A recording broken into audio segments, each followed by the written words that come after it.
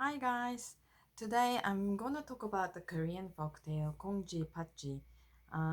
콩쥐팥쥐 is most popular Korean folktale, and we have a lot of folktales like other countries. It's good to read Korean folktales for Korean, you know, language students or ones who like Korean culture and those dramas or Korean songs because it's good to know about the Korean culture as well as it's also the good thing about it is it's also very entertaining and fun. So I'm going to introduce you one book, 우리나라 대표 전래동화 50. So we have a lot of folktales like I said, and this book is the collection of 50 Korean folktales. So you don't need to read them separately. I found the some stories have different versions because folk tales are, told by mouth. So normally author is also unknown, and sometimes it has different versions of stories. So I'm gonna talk about 콩쥐팥쥐. So 콩쥐 is a good person, good girl, while Patchi is very nasty with her mother. Her mother, Patchi's mother, is a stepmother to Kongji. So it's very similar to Cinderella. So amazing thing about it is those Western folktale Cinderella and Korean folktale 콩쥐팥쥐 has similar stories. Um, it even has the shoe stories, same thing. While Cinderella has glass shoes and Korean 콩쥐팥쥐 has Korean traditional shoes. With when you talk about hanbok, right? Hanbok has its own shoes, and can you imagine? It has flower in it, so which is called kosin. So Koshin is, appeared as the medium to meet the governor, who is a prince in Cinderella, right?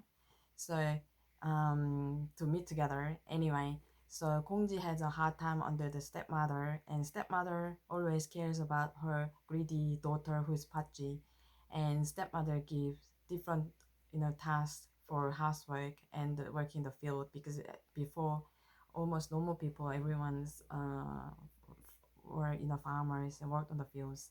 So Pachi had to work some impossible task because of the stepmother's you know letting her to do. So one of the tasks was filling the big jar with water full, but the jar actually had a hole, so it wasn't possible to fill in. But then Kongji was so worried. But the toad, the toad, Toad, toad appears and said to Kongji, "Don't worry, I will help you." And Kongji was blocking. Patji was sorry. Toad was blocking the hole of the jar, so Kongji could fill in the water. And she didn't need to be scolded by the stepmother. So we can see that because of the natural help, Kongji was overcoming the struggle and hardships. So this is one of the good lesson from the Korean folktale. Good things is always paid by blessing naturally. So that was the Korean old time belief. I think it still is existing in Korean contemporary life as well. We believe the good things,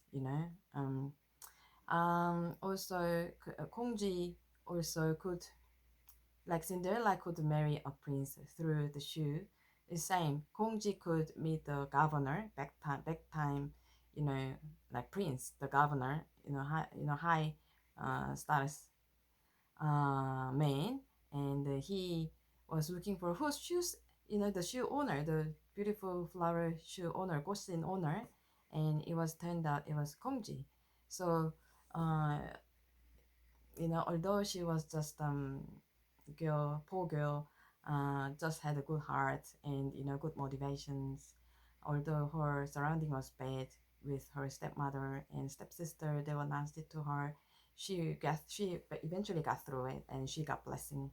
So through this story, 콩쥐팥쥐, I recommend you to read. And Korean folktales always give you the good moral lessons. It still you can still apply in nowadays. Although there are hardships and some people, there's some nasty people around you. Still, you have to get through by doing good things and believe in good moral values.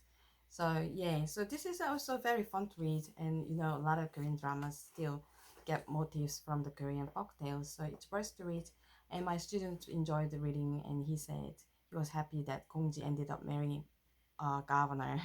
And he also liked to learn new vocabularies, right? So it's very entertaining, and I hope you enjoy my little story about 콩쥐팥쥐 introductions, and I hope you read it too. And I'll see you another time with another story.